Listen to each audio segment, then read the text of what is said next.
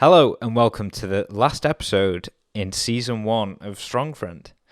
So today is essentially a wrap-up episode. We talk about the highs and lows of the last 13 weeks, some of the things that we've loved most about the podcast, and we even dive back into our past and we look at we look at some more funny stories, just random topics. So please stay till the end. Give it all a listen because this is the last one of season 1. Share this one with a friend. Let us know what you want to see for season 2. Now let's get into the video. So how's your week been, man, anyway? It's been okay, I'd say. It hasn't been amazing. It hasn't been too bad, but there's not really been anything going on. I've just been waiting for the gyms to reopen, which is tomorrow. Yeah. And I'm just deciding, this is it now. This is a sign from God that you've got to smash it. Do you know what I mean? I'm going to get in there tomorrow. An hour of cardio. And just in terms of weight training, however long it takes is however long it takes. Do you know what I mean? Yeah. I got the day. I want to smash. Yeah. I want to smash the cross trainer, and I want to smash the treadmill. I just feel like this lockdown, it's been good, but I haven't, because I had that sciatic problem. It's kind of like on the cross trainer, you can still get a cardio in and still be in pain, if you know what I mean. Whereas you know what I mean though. Like it's not. But whereas screaming whilst you're on the cross trainer. Yeah. But, well, that's the thing with the cross trainer. It supports your knees and all that kind of stuff. Yeah. No, it does. It definitely. Whereas does. Like going on a run and all the different terrain and stuff, it just hasn't happened. It's been freezing. So. I don't know about you. You just got to be careful when you go back to the gym that you don't do overload it and then injure yourself. You know what I mean? I feel like, I don't know about yourself, but with me, like I've just felt like there's been a build-up of fight or flight energy that I just need to discharge in the gym. Like frustration of just. Mate, I'm desperate to get back in. Yeah, like I've been working loads. It's a desperation. It is, isn't it? It's. Yeah. I put a status up the other day and just said, like, finally the governments have realised how important the gyms are to people's mental and physical health. And it's so true, man. Like, it's a staple for me and you. A staple. Yeah, definitely. Take that away. And it's hard for me to keep a routine because I'm like, usually it's like, right, okay, when you finish work, you'll go to the gym and you'll eat. Whereas you take that away, I'm like, okay, right, I'll eat. And then you end up eating a little bit more. Do you know what's nuts though? Remember when you weren't going to the gym? Like, think about how you're talking about the gym right now. And think about when you weren't going. Imagine all that energy. I know. Well, that's what I'm saying. Like, I feel like nuts to think about. Yeah, like when I was at my worst, I wasn't really training, and I think, well, as much as like when you have like a panic attack and stuff, it sneaks up on you like a bitch. Do you know what I mean? It sneaks up on you like a ninja assassin, mate, and just completely takes you off guard. But the problem is usually before leading up to that point, you're not doing all the right things. Like, what could I expect when I wasn't going to the gym? I was eating like crap. I wasn't hydrating all the time. I wasn't spending time with nature. I wasn't doing any mindfulness because, in all honesty, I didn't really know what it was like. I feel like from the age of 15, the gym's just been such a good outlet for me, even though I didn't know what mental health really was, and I didn't at that point. I was so ignorant to what mental health issues actually were, but I just knew that when I went to the gym I felt much better. Does that make sense? When did you stop going to the gym? I think I stopped going to the gym when it was a vicious cycle of putting more weight on at Lancaster, as you know, and then I was just getting lazy, and in all honesty, I was having a lot of fun just being with the lads. Do you know what I mean? Like, yeah, but I can't remember because I remember I used to see. It was. I used to see you in the gym religiously. Like, I used to see you in the gym absolutely religiously, like banging out the biggest weights. Yeah. Like destroying people. Yeah. And then I can't remember the time. I can't remember when it stopped. You know what I mean? Well, the good thing is I went to the gym before the last lockdown, and I managed an 140k bench press, so my strength's still there, and I'm still happy with that. But I think it was a combination of when I quit walkabout, and obviously like I was with Emily and enjoying life and being in a relationship and eating food, and she's got a really fast metabolism, so she never puts weight on. Whereas with me, if I eat massive Chinese, like you can tell the next day You can tell in my face. Do you know what I mean? Particularly in my Yeah, face. But Yeah. then I kind of feel like it was more of a gradual process. But I've always said from day one that the gym is always there for you to pick back up on. Like, you can always go back to it. It's not like, well, you've stopped going for 6 months, you can never go again. It's always there waiting for you. It's like an old friend, isn't it? Or an old family member. They're always going to be waiting there for you. And once I stopped going and I was enjoying time with you lot, and I don't know, man. A part of me just stopped loving it, you know what I mean? But I had that much stuff going through my mind. I feel like there's with extreme, like, mental health issues, which is what I felt like I was going through. I think there's a grace period of deniability, also just not wanting to do anything, trying to figure it out for yourself. Do you know what I mean? So I felt like maybe, as much as I do love the gym, having that break was good for me because I was with the lads. I was happy. It gave you the passion back as well. It took my mind off everything that was going off with my sister, because at the time, obviously, when my sister did pass away, I ended up moving out, like, it was only like a year after, because when I was at home that particular time, like, I couldn't deal with it, you know what I mean? And I was like, I need to get out. And then when we were at Lancaster, it was just such a laugh. And mate, some of my best memories of that. Exactly, yeah. Still to this day. Mate, to this day. Same. And again, I feel like, I'll say this. Well, I'll just say this, right? Mental health takes years to figure out, and I felt like for me, it took years for me to accept that I was going through, like, severe anxiety, grief. And I feel like the quicker that you can accept that, the quicker you can start implementing the stuff that's actually going to help. Whereas with me, I'd feel a negative emotion, I just want to run away from it. But especially, a lot of people won't tell you this, but especially if you're going through, like, a grief or a loss, like, people should just say, like, listen, like, it's going to be shit for a while for you. You're going to have moments a lot where you just feel like complete crap, but it's okay. Do you know what I mean? So if it's okay, then you can start accepting that even though I'm feeling like this, it doesn't mean that I have to, self-destruct and ruin all these other aspects of my life. It's okay to be a grieving brother and break down occasionally. Do you know what I mean? Whereas before I was like, nah, I shouldn't be feeling this way. In reality, that wasn't the case at all. It was just... It's the whole point of this, or one thing that's come out of this podcast is we've given people, like, we've allowed them to believe that it's okay to feel the way that they're feeling. Massively. We have people reaching out to us saying, "Oh, I'm so glad you did this because I feel this way too." Yeah. And it's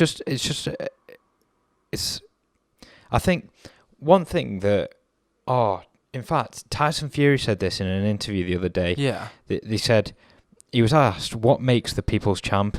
And what makes someone the people's champion? And he said, what makes someone a people's champion is being relatable and being, still going to the shop, still being that person that people can genuinely relate to. Yeah, I think for people who are struggling and for people who have struggled in the past, that's why people connect with this so much, because it's relatable. Yeah, it is. Most people will have experienced what, in some way or another, very similar emotions to what we have.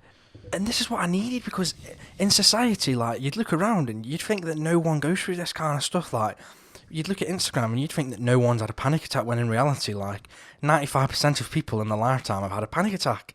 Yeah, and I feel like by us doing this podcast, it's what I'm giving back, what I felt I needed when I was lost. Definitely. So if someone's lost, I'm just like, well, I'm glad that you're listening, because you're in the right place, sort of thing. We've experienced the highs, the lows, how to sort of get yourself back on track and live your life. And I feel like for me, that was like a grace period where I didn't go to the gym. That's what I talk about when I say grace period, is like, you're just figuring it out, man. Like, it's such a different sensation to what I was used to. I was just completely thrown off. Do you know what I mean, or not? And well, you were so used to being in control of your own emotions, and the moment that they feel out of... They felt, mate. I have spoke about this, but, like, they felt completely out of control, man. Like Yeah. I've never felt anything like it at all. Obviously, when my sister passed away, I threw myself back into work because it was just like a distraction. Yeah, there was that music, so there was all that going on, and I just think that I never dealt with it. And then when you don't deal with something, especially to that degree, It stays there. Yeah, it stays there. And in my mind, I was like, oh, great, like, you know, even though this has happened, like, I'm dealing with it okay, and I'm not breaking down, I'm all right, like. When the reality of it is, I look back, I was having an amazing time on the Saturdays, and then I'd spend all of the Sunday, because obviously I wasn't sleeping that much after getting in at like 4 o'clock in the morning. I'd spend the whole of the Sunday, like, crying, like, trying Really? Yeah, I used to spend, mate, I would cry and cry and cry every Sunday, like, from the moment I woke up. It was like, even though you hadn't drank, it was felt like you had. Do you know what I mean? And one thing I could not deal with was feeling tired or feeling hungover. But yeah, man, I'd cry. Yeah, I know you struggle. You struggle with that even now, don't you? Yeah, I do. Yeah, I have to have a sleep strategy. So, like I was saying the other day, I'll turn my phone off. I'll do progressive muscle relaxation, and I'll fall into sleep. Whereas before, like especially when I was at walkabout, even though it was only I only did 2 club nights a week. I was doing the Saturday, and I was doing the Monday, and on the Sunday, like I say, I felt fucked, mate. Like, I couldn't handle my emotions at all. You know what I mean? When I look back, I was barely keeping it together when I felt okay. So you mix all those other things in, like, for example, the story where I had a panic attack in Dublin. It's like, it's no wonder, because when you're hungover, you just haven't got the strength to keep it in you, and it's all flowing out, and you're just one big mess.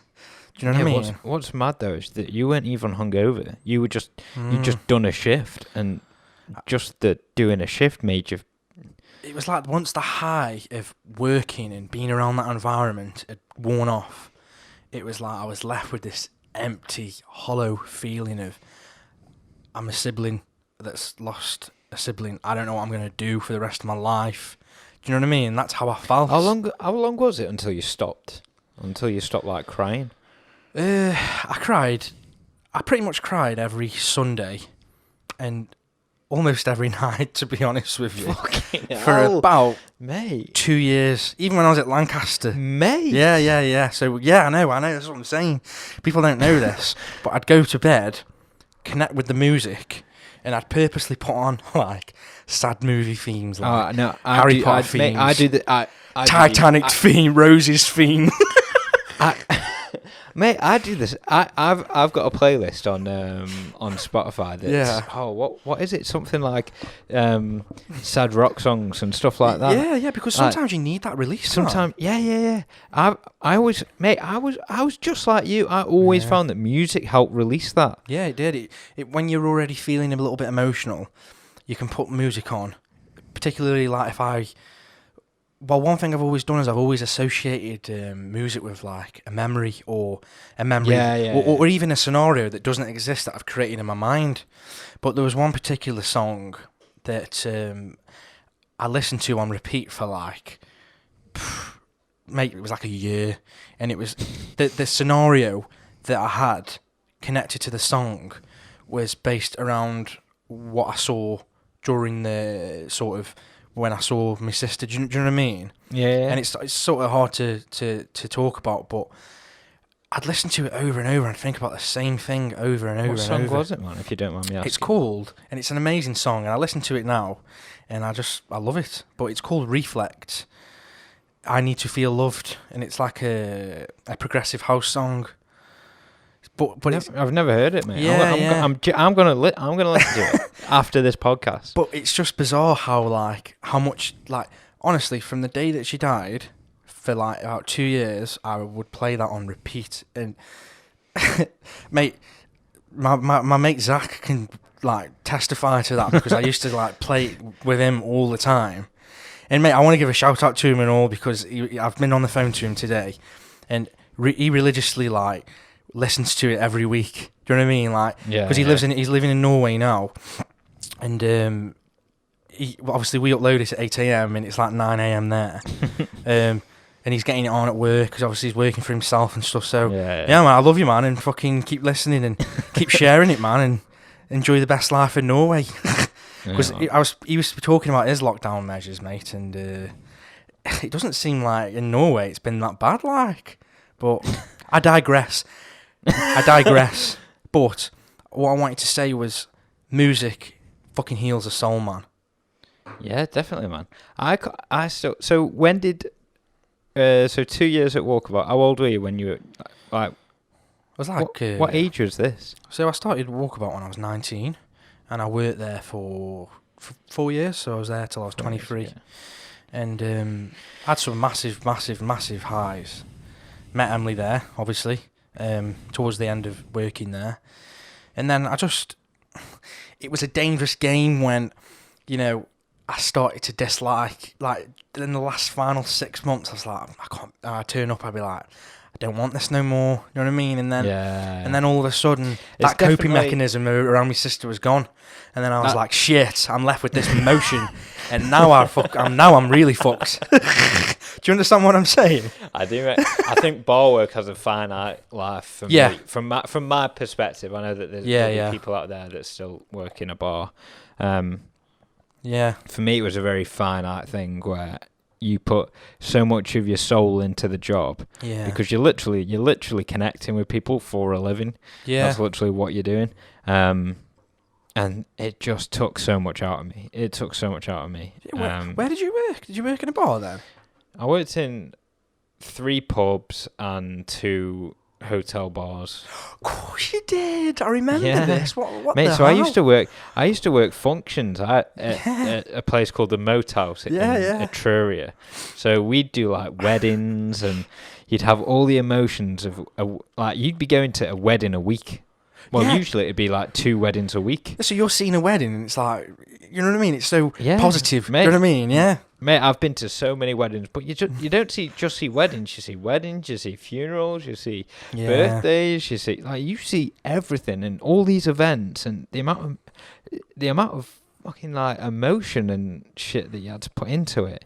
Yeah, you just do, to speak to people, because don't forget, if you're going to a wedding, right, and you'll forget this, when you're going to a wedding, you're surrounded by people that you look like you're so happy by, you're having a great time. You don't want the bar staff to just be chilled out. You want the bar staff to kind of reciprocate that feeling. And for me, working behind a bar, I was at this point, I think I had 3 jobs at this time of working behind a bar, doing these functions.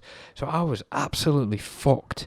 I was so tired. Yeah. And you're trying to be at your best and speak to people and try and like make them feel comfortable because this is one of their happiest moments. Yeah. And literally one of their happiest moments in their life, and you feel like shit, so you've got to absolutely pull that energy up, and you've got to pull that, like, all that, when we're talking about in one of the podcasts, your energy being like water. Yeah. So much of that water has to go on these functions, on these weddings. Yeah. Mate, I completely get where like everything you were saying then about working at Walkabout, like I connect with it, man. Completely connect with it. Ace, because it's low. Like I can't even remember how low the pay was, but it's low if you just normal bar staff. But the memories that I made there, like as a direct result of me working there, like I ended up getting engaged. Do you know what I mean? It's one of them. But like, I didn't. But I just feel like it was good to sort of channel my energy into the fast paced of the power hours of the bar at night, and I'd like to think, I was accommodating to people. I was always nice to customers, and I was a fast worker, and I've obviously been a part of other people's memories. When people think of Walkabout, hopefully there's some memories where I'm in there. You know what I mean? Because at the end of the day, like I was there, and when I left there, like it was sort of a love-hate thing, man. At the end, I just got to a point where I was like, nah, I'm not doing this no more. Like I need to do something else, but when you talk about speaking to people, when you speak to people like that, and you're speaking to different people, like I'd work in the week, right? And I spoke to some bloke. This is when like my head was like, I felt a bit fucked, like, but I was alright. You know what I mean? It was after everything that had gone on, and he was just telling me a story about like how his dad died, and like we were speaking for like hours, like because on a Tuesday night, like no one came in. I was like speaking to this guy for ages, and I ended up like opening up to him. And it's almost like you're someone's therapist. And do you know what I mean? As a bartender, you can be someone's therapist, man. You can. But there's good times, but mate, I had a situation. I still feel so bad to this day. Yeah. To this day, I feel so bad. Why? So it was a year 11 prom, right? Yeah. And obviously we only had like Coke, lemonade, and like J2Os essentially. And we were doing table service because they were all at tables, and we were just going around doing table service. And mate, go on. I'll never forget this. There was a table at the very end, right, and it was my last table in the section, and I'd saved it till last. Yeah. Because it was like in the corner, out of the way.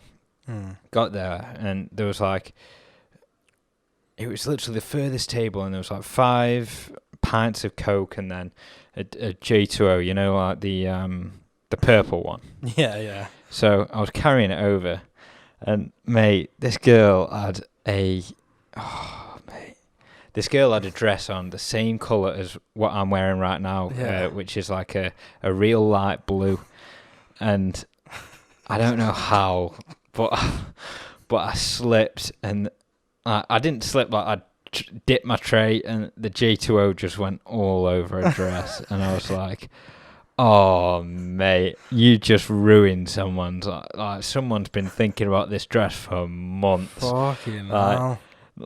They've been thinking about this night for months. They've been waiting on this date for months, and I've just come along all klutz and absolutely ruined this girl's dress. And I thought, fuck my life. As soon as I did it, you know when you do something and your heart just fucking sinks. Yeah. That's exactly what happened to me, mate. Oh. Spilling drinks on someone is the worst thing you can do behind a bar. Yeah, you feel like complete shit, don't you? Like, because you there's nothing that you can do there and then to sort of rectify it, is there? You know what I mean? Oh, mate. Yeah, the highs and lows of the job, though. Yeah, there's massive lows of the job, like bottling up, cleaning, mopping, and it's just like, mate, at the end of a walkabout, like, you know what it was like when it was fucking at like 3 o'clock in the morning, everyone's gone out, the floor just crap all, man, like crazy, and like the amount of alcohol that we would sell, it was amazing. Get through like, mate, we'd get through like over like 20 bottles of Jaeger in a night. Do you know what I mean? Like incentives and stuff like that. And but eventually, I just got to the point where I was like, yeah, I need to just. I think what was happening was because there was one particular night that I worked there, and I was just working, and it was like 11 o'clock at night, and the music was coming on and stuff like that. And I remembered at this point in time, this is what I mean. Like, I talk about how capable we are of handling anxiety until it gets to a certain point before we do anything. But even then, like, I was massively anxious. I was always very, very anxious. Like, I remember I used to have this fascination with checking my pulse, and I used to think, like, I'd convince myself that, like, my heart was skipping a beat, and then I'd start panicking. Do you know what I mean? Like, I'd sit there, literally, you can see it on camera. I'd sit there like this, and I was like, yeah. And I was like, oh my God, something's going on here, which is just mad. But at work, I was at work anyway. I was at work, and sorry, man, that's fucking hilarious. No, it's fine. Like, these are the crazy things. Like, I was always convinced that I was going to have a heart attack. I don't know why. I really don't know why. But I was just thinking, yeah. Like, I think it's because I was so anxious and I didn't even know. I was thinking I'm going to have a heart attack and die in front of everyone. So like, that's going to fucking ruin someone's night.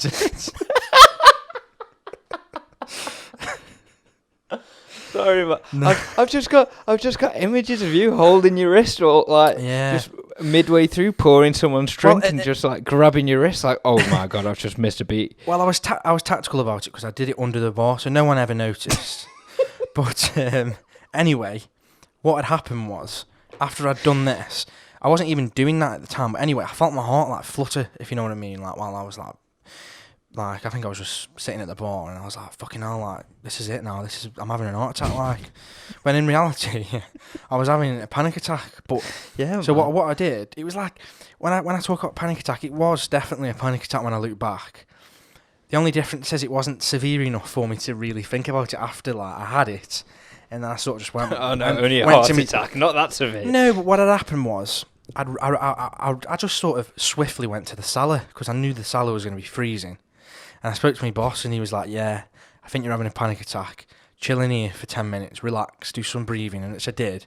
And he's a great guy, and all my old boss was. But like I say, I was doing some breathing, and I calmed down, and then I just forgot about it, man, and then carried on. But whereas the panic attack at Bet365 was that, I feel like the one at Walkabout was a little kick up the arse, whereas the one at Bet365 was literally like a fucking Titanic ship hitting me.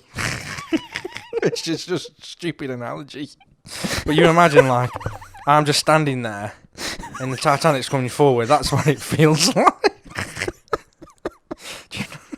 Or like you're on a little ship next to it, a tiny little dinghy. a little canoe boat, and all of a sudden the Titanic comes past you and you're just fucked by the waves. You feel like you're drowning, don't you? It's a bit of a weird analogy, but that's the only way I can describe it, man. It's just like, oh mate, complete. It's not lunacy. It's just when you're anxious, the irrational thoughts can just spiral out of control, man. Like there is no logic to them at all. When I look back now, I think it's incredible that I believed that I've had over 100 heart attacks. I've survived 1,000 heart attacks. Actually, I'll go as far to say that this heart is strong. Because none of them were actually a heart attack. They were all just panic. And panic. But you don't... Fucking hell. The sensations, though, you don't know, though, do you? No. So, yeah, I'm a survivor. But no. When I look back to it, I just think, like, the irrational nature... Once you overcome the irrational nature, I feel like that's when... I really started to turn my life around, you know what I mean, and do all these techniques, and then your rational mind switches back on, which is the prefrontal cortex and the amygdala, which is like responsible for, like say, rational thinking. And once you've got that online, you're not worrying about all this stupid shit no more. Like, I remember before, it's just nuts. Like I'm sure people can relate to that. Before, like I'd been in the gym, and you know, like if you train like biceps, for example, like, and you do a heavy session, sometimes like you'll feel a little bit shaky after, won't you, and stuff. Yeah. I was dieting and I was shaking a bit, and I was thinking, fucking hell, I'm having a seizure. You know what I mean? Like, I was like, I'm having a seizure. Fucking hell, man. Yeah. And then the thought starts off with, it's like sensation, and then you start thinking, yeah, I'm having a seizure, and then it progressively gets worse and worse and worse, and before you know it, you're at full blown sympathetic nervous system dominance, and you're not thinking clearly at all, and you're just fucked. Whereas now I know these techniques that just keep you relaxed in any situation. So I feel like I'm actually glad that I went through that, because now I know how. Now I'm calmer than I ever was. Like when I first started getting depersonalization, I used to think, oh, I really want to just go back to how I was. But how I was the person that got me into that state in the first place. Because I was a person of constant tension and constant unprocessed emotion, and so I don't wish that, because now I'm calmer than I ever was before. Do you feel like you were calmer? You're calmer now than you were when you spoke about when you used to have those suicidal thoughts, or yeah, definitely, you're able to disconnect from them very, very quickly, identify them because you've got experience with them. Yeah, well, I used to get real angry. I used to get super angry. Just like hit out. Just used to like punch walls randomly. Just like sorry, man. Just imagining it now. That's all. I'd just get like grr. I once I can't remember what happened, but it wound me up so much that I went outside. Yeah. And you know them like plastic toy chests that you can get, like the big, like from B&Q you can get a big plastic. Like a mini shed, essentially. Yeah, I know exactly what you mean. I just put my foot through it. Fucking hell. I had no reason to. I just put my foot through it. So I used to have like just massive waves of the like anger and like, uncontrollable anger. So where you had like panic and like the anxiety side, that was mine. Mine was just massive, just intense waves of this. Those intense waves, though, like when you actually peel the onion, you think, well, when I look at all the stuff that we were running from, it's no wonder you had those waves of anger. No, exactly. I think it comes out obviously it comes out in people in different ways. People respond differently. Some people would break down and cry. Some people would react very violently. Some people probably delve into like eating disorders, and there's so many different variations, but all stem from very similar scenarios of just trauma or deep personal issues. Yeah, it's always, I feel like, well, I don't feel, I know, and that Dr. Peter Levine talks about how trauma is like the number one most ignored thing in humanity. Like, people just completely ignore it as if it's not a big deal, and you don't have to deal with it. And like you just said, you end up, like, I've taken it out on Emily millions of times where I've just like, not like anything like violent or anything like that, but just where I've just like been shitty mood, and I've just been like, I don't know, just like argumentative for no reason. Do you know what I mean? Because you take your sort of frustration out on your loved ones, and it's just because they're the ones that you trust the most. So they're the ones that you feel most comfortable about being letting your true self out. So you let them guards down that we were speaking about. So it's not just about letting things in, it's also about sometimes letting things out. 100%, man, 100%. And just kind of feel like you can make it hard for the people around you, because definitely you want to drag them into the shit that you're going through, so you don't feel so alone. That was my experience anyway. Like, I always personally felt better when I knew that I was out with say you, that I knew at any point in time I could say, Jack, I'm having a panic attack here, like, I need your help. Do you know what I mean? Yeah. Whereas if you're with a load of people that you think, not that I ever really was, because all of our mates are really understanding, but say if I was at work, for example, I just felt like, if the fear of having a panic attack is often worse than the actual panic attack itself, and it's often the thing that causes the panic attack again and again, because you think, well, if I have a panic attack now, I'm gonna get fired, or I'm gonna be in the office running around like a lunatic, and everyone's gonna remember this for the rest of their lives, and before you know it, you're in a pit of just complete, again, just irrational thinking, man. So yeah, I definitely think it's important to have the right people around you. That's my experience anyway. I don't really know if you've had anyone in your life have you spoken to anyone in your life that you've had the same depressive thoughts as you? Because with me, I started speaking to people that had gone through, over Facebook, who'd gone through depersonalization, derealization, all that kind of stuff, because it made me feel a bit better. But yeah, have you connected with anyone that was in a pretty much same situation as you? Or so I've connected with people who've had who've had depressed thoughts, but never. I don't think I ever really connected with someone to the point, to the depths that I went. That's how I'll describe it. Up until, you know what? There was one funny you say that. There was one person who saw at the time when I was about 16, who saw that I was really struggling, and it was a member of my family, and they saw how bad it was, and they every week took me out of the situation, out of Stoke, and we'd go biking, and we'd go mountain biking, and that's why I picked up a new habit of mountain biking. And during this mountain biking, I met one of the blokiest blokes you'll ever meet in your life. Literally, one of the kind of guy who'd fart and cup it and put it in your nose to smell it.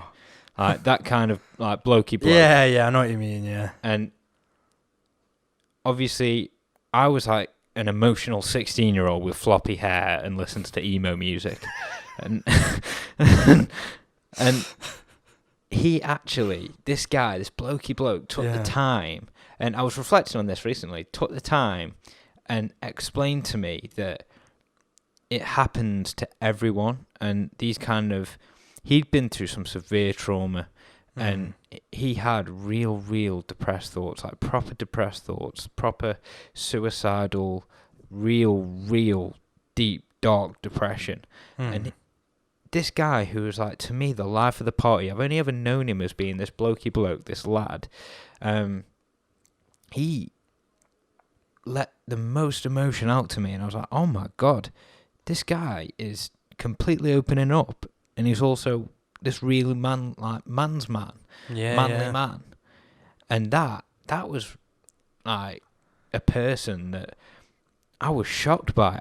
That was like a real shocking moment for me, that someone of that nature can be so emotionally connected and emotionally aware. It sort of goes against the core beliefs as men, what we've been taught, that, you know, men don't share the feelings, men, do you know what I mean? Men just get on with it. That's the sort of mentality that we have growing up, isn't it, really? Yeah, definitely. So I think for you finally see a blokey bloke that's actually opening up. You think, now this goes against everything that I've been taught. So And that was about 16 years old as well. Jesus. About 16 it was. Bloody hell, man. So, one thing that I don't think we've spoken about yet, this is episode 10. Yep. And that means end of season 1. Yeah, man. It's been emotional, hasn't it, to be honest? Mate, 10 weeks. It does not feel like 10 weeks.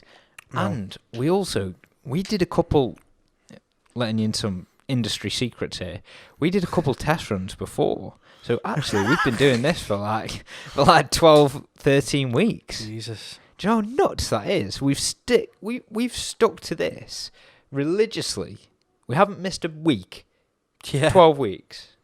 Yeah, we've just literally met up on the dot when we've meant to meet and just gone on with it. And I think we're at a stage in our, because I think mental health is part of being a human, and we're all on a journey at the end of the day. And I feel like the journey that we're on is we've sort of, you know, I definitely feel like for me, when I speak about the irrational beliefs and stuff, I've overcome a hell of a lot.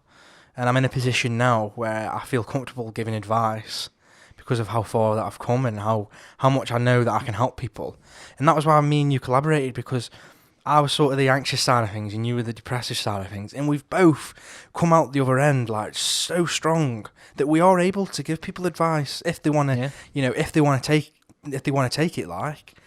But yeah, man, we've just got on with it, haven't we? I really think it's helped me to, because I remember when I first spoke to you, you said, you brought it up saying about, this idea about a podcast.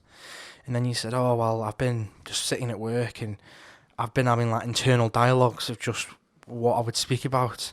And then I was like, mate, same. Like, I had these internal dialogues where I'm like, if I had my own podcast, what would I say? And it's almost like in your mind, you've got this podcast going on. So it's nice to actually, you know, make it a reality and actually say what we want to say and get it out in the open, because I think a lot of people have benefited from it. Everyone that I've spoken to has said, you know, they've loved it. And, you know, my doubts at first, I was like, oh, you know, people might not. You didn't like even want to this. share it on your, like, you didn't want to share it on your, you didn't even want to share it with our closest friends. Definitely. At first. But look again, how much you've changed. Like, it's been 13 weeks, man. It's just, like, we're talking about shit that we've been working on for over like 3 years. Yeah. Just in 13 weeks, look at the difference in you. Exactly, yeah. Like, look at the difference. You've gone from being someone who's shit scared of putting themselves out onto a platform to this person who's confident, like, who leads conversation, who leads like different topics, and truly like a collaborator. Yeah, like I got to a point in my life where I was comfortable with, you know, just before the podcast, I was comfortable with how far I'd come and how relaxed I was feeling. But I was still like a very, very sort of, didn't really want to speak out much, do you know what I mean? I didn't know because of all the bizarre nature of what I went through, I didn't know if people would accept it. Do you know what I mean? And I think that was my fear originally. But now, the best thing I ever did was just say yes to you and have someone there. And that's another thing. You were there to sort of. It's all about accountability, isn't it? Like, you're going to show up. You're either going to show up or you're not. And if you don't show up, someone's going to be there saying, "What the fuck are you doing?" And I feel like that goes for anything in life, whether it's the gym. It's always good to have accountability, which is why we've both got coaches, because that day that you don't show up, or that week where you don't send them the information, and like, well, where is it? Like, whereas if you trust yourself, you're like, oh well, I'll do it next week, and then you keep saying that, and before you know it, you wasted 20 weeks. So it's good to have that accountability, and just hearing you say that we've actually been doing it for 12 weeks, pretty much. It doesn't feel like that at all, man. It doesn't. It almost feels like such a normal part of my life now. Like, I couldn't imagine. Like this next month is going to be strange. I'm going to be like, oh, on Christmas Day, are we doing the podcast then, Jack, or what? Come around with some dinner, like just have a chat. Yeah. And we'll be calling each other, just having a podcast on the phone to each other. Yeah, because it's exactly because it's as much for us as it is for the listener, and I feel that certainly from people that have messaged us, and one thing on our podcast is you can always message us in the strictest of confidence, like we never mention names. Yeah, definitely. There's no judgment, you know what I mean? And some people need that. You need to be able to speak to someone that you feel understands you, because even though we're not licensed mental health professionals, I never really felt like any licensed mental health professional understood me.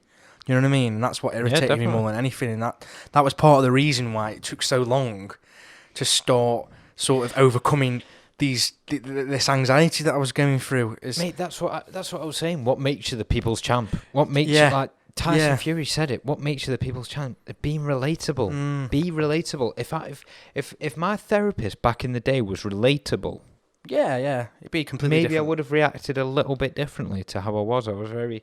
I'd assumed that it wasn't going to work because you didn't understand me. That was my mentality. Yeah, but that's not. I don't get me wrong. Like, I love people that practice like mental health practitioners and stuff, but I just feel like there are certain issues that just sometimes it's just nice to hear from someone who's been through it. Yeah, and don't get me wrong. Like, I completely agree with you that mental health professionals are incredible and doing an amazing job with people, but it's also nice to just hear two real guys just talk about real experiences that they think really impacted their life, and just like sharing stories, and because everyone at the end of the day just waffling. Yeah, and I feel like with waffling it's good because we've got that many stories that relate to sort of what we went through whilst we were going through all this crap. And like I say, I just feel like, we've definitely helped a couple of people, especially during the lockdown. I hope we've helped people. No, definitely. Yeah. Well, our whole goal, I said, before season 1, I said, if this podcast helps one person or changes a person's day or stops a person from doing something stupid, then it's done its purpose. If it stops, if it changes someone's perspective, if it makes someone feel like they're not alone, if it just helps one person, then it's done its job. And it has surpassed that. Massively. And I'll beat myself up for how many views we get, and I'll say, well, this didn't do that well, or this didn't get that many streams. But in reality, the whole goal of this thing was to help just one person. That was all we wanted. Just one, as long as one person was helped. Yeah. And we've done more than that. Yeah, massively. Like, just it could have been a sort of a kick up the arse for someone to go and get the help that they needed, that they were putting off. Or to start that, we spoke about diet a lot, so maybe start that diet program, or keep that little bit of motivation through lockdown, or maybe even create content. I know people who, from this podcast, have started creating their own content. You do? Yeah. Bloody hell, man, that's inspirational, isn't it? Yeah. So, what from the podcast? Let's ask this question. What has been your favourite? Which has been your favourite podcast to listen back to? Which have you listened back to the most, or which of? I honestly think my favourite podcast was 2 episodes ago, which was the one where you shared your story. Really? Yeah, and I've listened to it probably about 3 times. Really? Yeah, because obviously for me, like, if I put myself in the position of a viewer, which I do obviously when I listen to it, it was just like, it was inspirational, like, you know, when I've always spoken, like, when you see my excitement when I talk about Tyson Fury and stuff, Yeah. when you were speaking about what you'd been through, I was just like, I was happy that I'm speaking to someone that not only has been through all of this, but has come out the other end, survived, and gotten even stronger from it. And I love a story like that. That's why I love Tyson Fury and your Rocky story. stories. I love the person that David fucks his Goggins. life up, Yeah. and then gets back on track, and then stronger than ever. You know what I mean? And that's that's kind of like how I felt with you, like when you were saying some of the stuff that you had, and I also felt like it was courageous that you were saying the stuff, because, like, what is it to be ashamed of by saying it? Like, a lot of people feel uncomfortable, like, listening to this kind of content, but at the end of the day, like, I feel like me and you are just real, and, like, people that are listening, especially when you get up to the point where we were, they're obviously interested in what we've got to say. Yeah. I'm not gonna sugarcoat. You can't sugarcoat what Jack was doing to himself and what he was saying, and you can't sugarcoat me running out of Primark and having panic attacks. It's only funny now because I didn't experience them. They're not funny. Yeah. They're terrifying. But when you actually get fucking hilarious to look back on. when you get a scientific understanding of what's going on and you realise, you know, what you can do, it changes. You just look back, don't you? You're like, fucking hell. I was with Emily before, and see, I'm digressing again, but I don't. No, care. come on. I want to hear this. So we were in in Primark.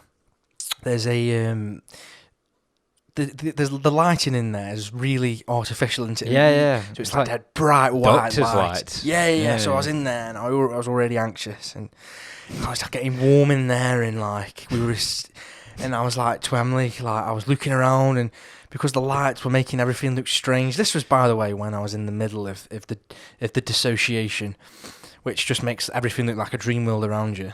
I was looking around and I was thinking, shit, like, I need to get out of here, and then I ran out, and like Emily was like running after me, and like when I think back to what were you seeing? What kind of things were you seeing? No, like, it's just because it makes everything look like a dream world. It kind of the best way I can describe it is, have you ever watched Stranger Things? Yeah. Do you know when they go into the underworld or whatever it's called? Yeah. It kinda Upside down. The upside down. Yeah, like everything looks like that. Like people feel like robots, and stuff just doesn't look normal. So because the light was fucking with my eyes, I was thinking that I was going into it when I actually wasn't. Do you know what I mean? But that was making me anxious, and everything just looked weird. Like I had an obsession with this is one thing I used to do, and this is going to sound crazy, but I had an obsession with stuff being on inclines, and I spoke about, you know. So yeah, like, I remember when you said the bar was on a slant. Yeah, and that was what set me off in Dublin. You know, I was like, because I said to someone, I says, "Oh, are we walking uphill here, or is it straight?" Because in my mind, like it was uphill, and he was like, "No, I think it's just straight." And then I was like, "God, I'm fucked here. Like I need to sit down." But it really is the scariest thing in the world, man. When you're stuck and you don't know when you don't have a. Hold on, I can imagine you just saying, "Oh, we're not." I was like, "We're on an incline." But this is what I'm saying. This is sound. But that day, this is how extreme it got. That day, what I hadn't taken. You don't know this, but what I hadn't taken with me was my little tester ball. So.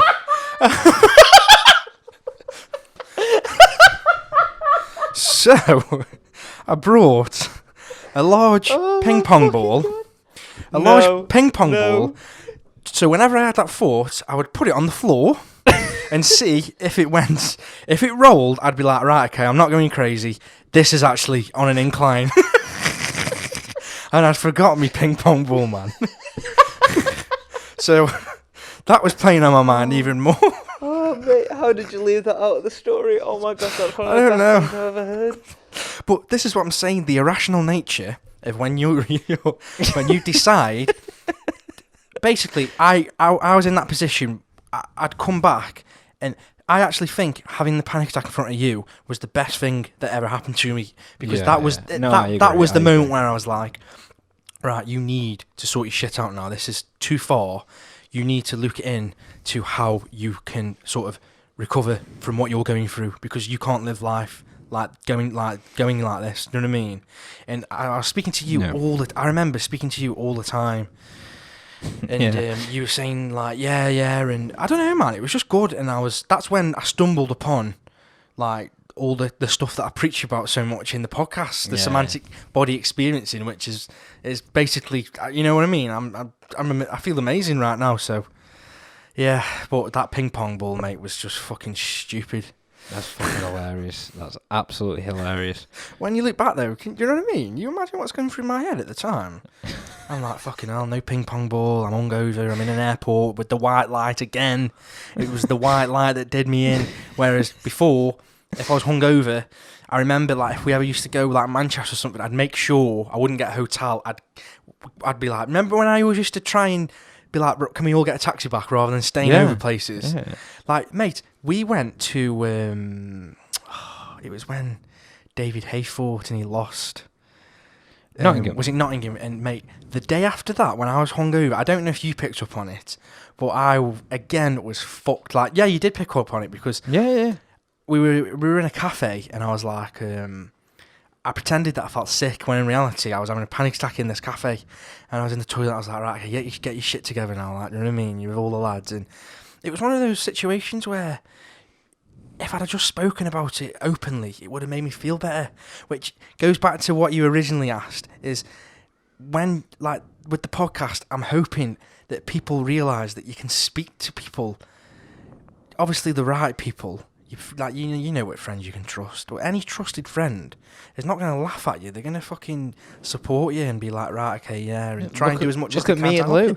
Yeah, but you need to get to that point where you feel comfortable telling people, and even if you don't, and you're listening to this, it's good, because I feel like even that might be a little outlet to be like, oh, okay, I understand these guys, because the sheer embarrassment that I felt in those moments was horrible. Do you know what I mean? The embarrassment, man, was just I was like, nah, this is I'm. I felt like pathetic and worthless, man. It was just when I wasn't at all. I was just breaking down. Did you ever feel like that? Like, just, I don't know, you just get to a point where your self-esteem just goes bang down. Well, I felt alone for a very long time. Well, obviously my worst days were probably in high school, like when I was really young. So I did feel alone, but I felt alone when I was surrounded by the most people in my life. Yeah, you know what I mean? 'Cause in school, you're surrounded by the most people. Yeah, I felt so alone. And I was looking back, and the first time that I ever I shared it on Facebook. Yeah. It was, you know, that semicolon day. Yeah. April. Is it right? I'm gonna try and get this date right. I may mess it up. April 16th, I want to say. Yeah. April 16th, 2016. I shared a picture on my Facebook, and I drew a little semicolon on my wrist, like in black, and I took a picture of it, and I posted it on my Facebook. Yeah. And I remember people commented on it like, "Is that a tattoo? Why'd you get a tattoo?" Like stuff like that. Yeah. But once you've shared it, like once you've clicked that button, the amount of like relief I did feel just by getting some positive feedback.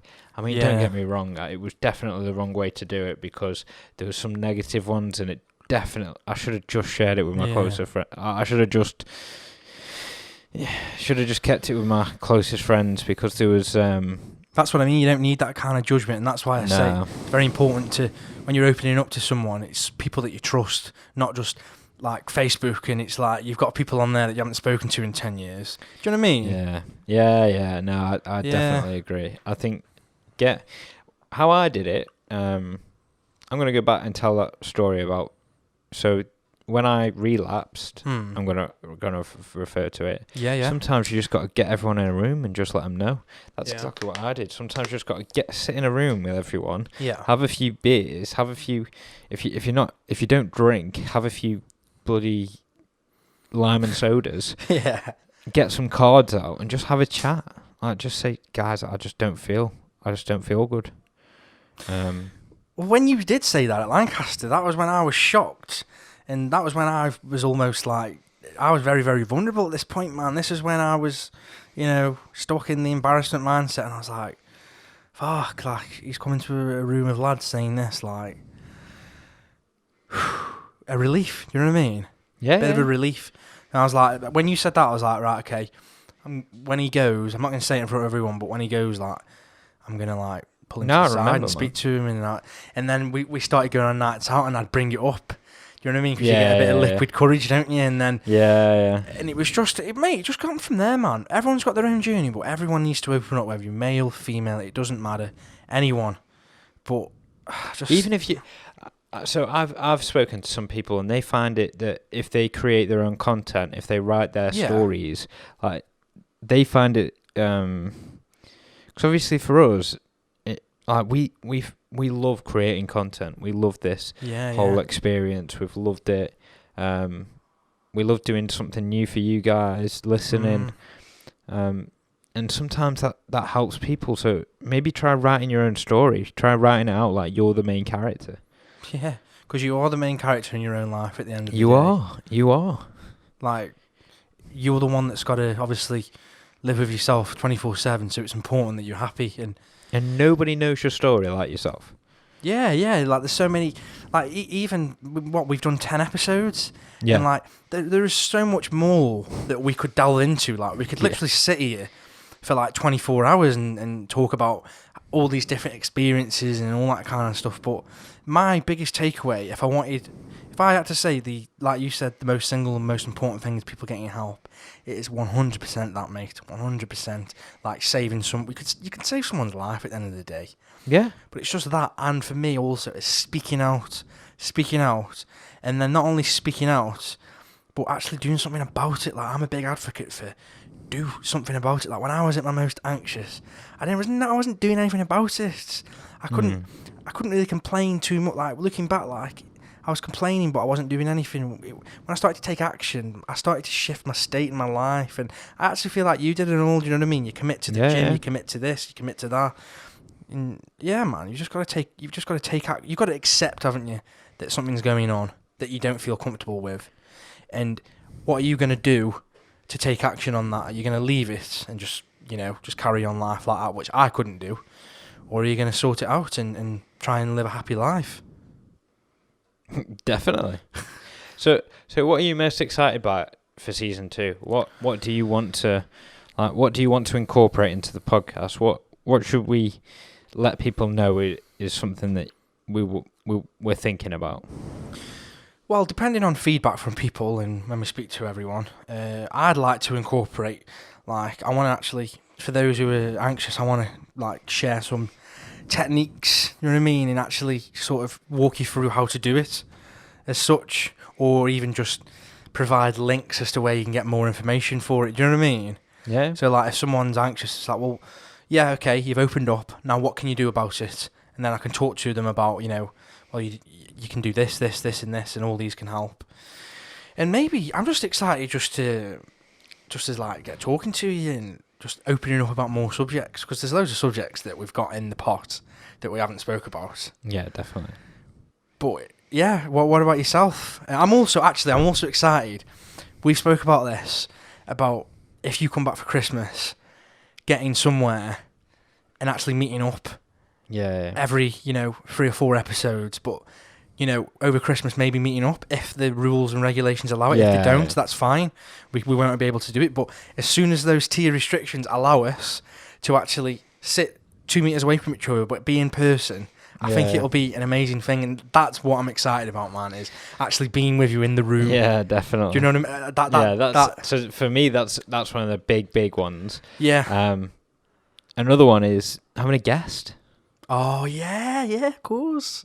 Yeah, having someone else to chat to. So obviously you guys know us quite well now. It'd be interesting to get to know one of you. And people we've got some. Yeah, we've got some ideas of people.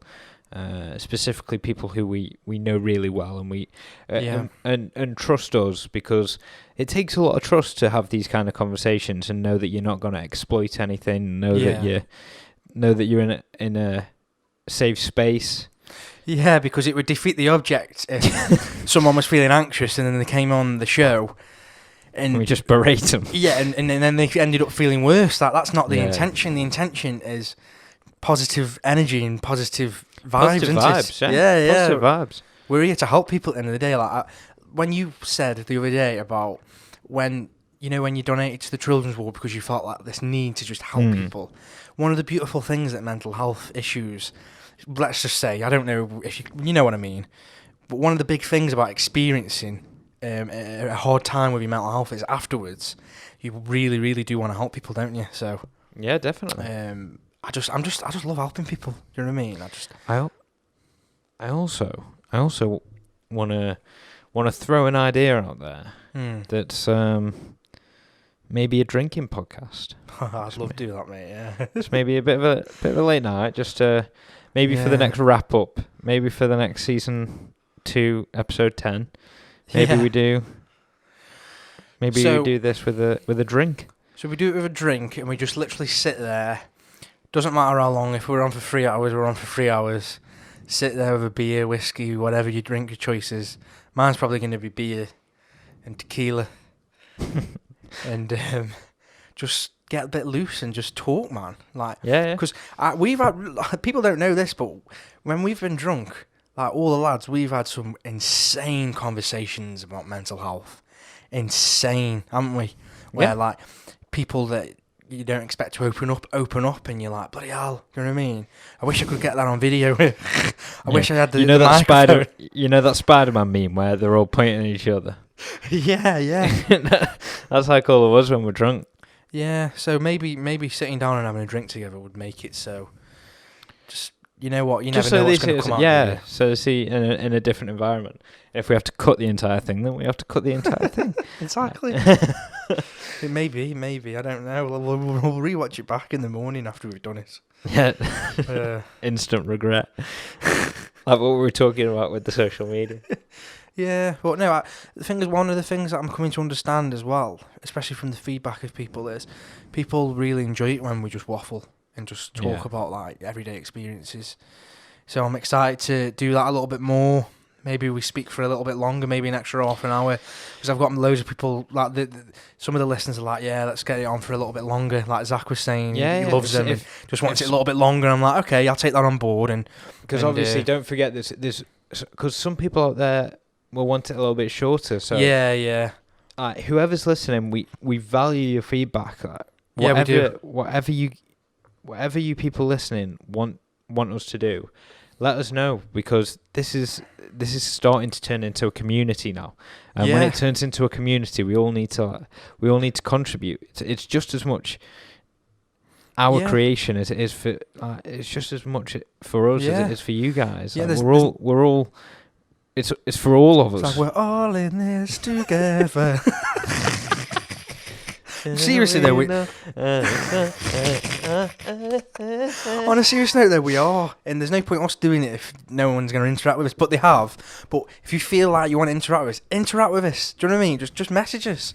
Everything's in the strictest of confidence, and I just love it, man. Like you say, it's becoming like a bit of a family, isn't it? And well, I'm really proud of what we've done for season 1. I'm really proud of it, and I'm glad we could end it as well with this. Yeah.